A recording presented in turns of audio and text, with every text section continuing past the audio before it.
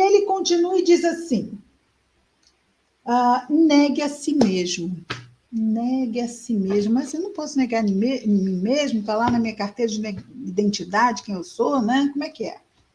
Bom, negue a si mesmo. Nós somos um ser dual, vamos chamar assim, gostaram? Bonitinho, né? Dual. Então, nós somos um ser que está, nós encarnados, temos aqui irmãos que estão desencarnados, mas estamos falando de nós encarnados. Nós temos um ser material, né? Nós temos um corpo, um ser não, um corpo material. E através deste corpo, a nossa alma, somos nós, revestidos dessa matéria densa, ela se expressa, certo? Muitas pessoas confundem o que nos reveste com o ser que somos. Porque, afinal, nós estamos unidos a esse corpo, célula por célula. Cada célula do nosso corpo espiritual está unida a uma célula do corpo físico, certo? E como é que se dá isso? Se dá através de um corpo que está entre esse e o corpo espiritual, chamado duplo etérico, que é uma malha. Lembra aquela malha dos cavaleiros da Idade Média, né? Só que malha porque ela cobre-nos também, não é? Envolve todo o perispírito quando estamos encarnados. E essa malha energética é que tem o fluido vital. Perispírito, corpo espiritual, não tem fluido vital. Quando nós dizemos, o encarnado tem fluido vital, por quê? Por causa do duplo etérico. Então, é o duplo que vai fazer com que haja essa cola, né? Essa cola, que une célula a célula do perispírito e do corpo físico, ok? Quando nós morremos, né, chamada desencarnação, o que acontece?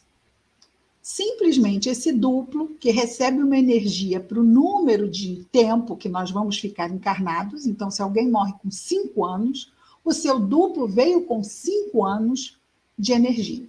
Se alguém veio para ficar 90 anos, o seu duplo, ele recebeu um duplo, porque não é ele, não é? Tem todo uma gama de espíritos que nos ajudam no nosso processo reencarnatório, recebe uma malha energética que proporciona àquele espírito uma reencarnação de 80 anos. Fica difícil, às vezes, falar de forma assim, tudo é tão complexo, não é? Esse é assim, é uma forma didática da gente explicar. Mas eu posso receber uma energia para viver 90 anos e morrer com 60 anos e não ser suicídio? Pode, mas provavelmente vai ser um suicídio indireto.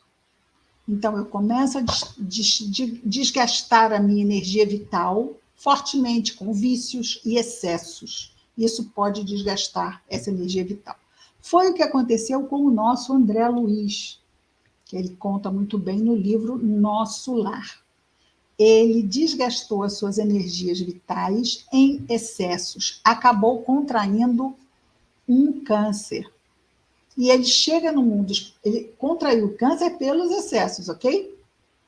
E ele chegou no mundo espiritual e todos os espíritos o chamavam de suicida, e ele não acolhia isso, ok?